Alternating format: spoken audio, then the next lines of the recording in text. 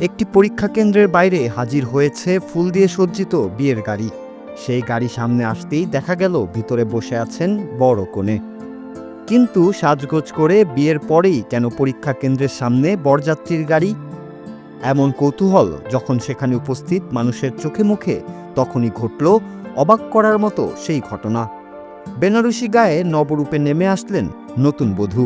ধীর পায়ে এগিয়ে যেতে থাকলেন সেই পরীক্ষা কেন্দ্রের দিকে।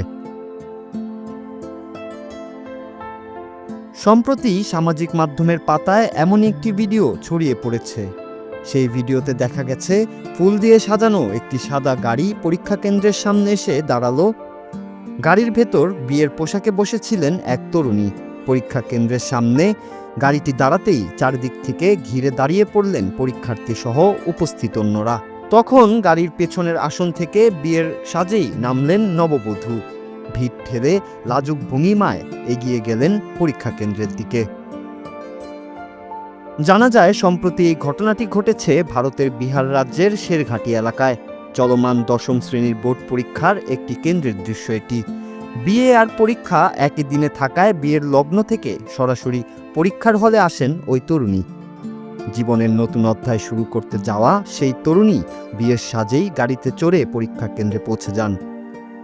তার এই উদ্যম দেখে সেই নববধূকে দেখতে পরীক্ষা কেন্দ্রের বাইরে ভিড় জমিয়ে ফেলেন অনেকেই।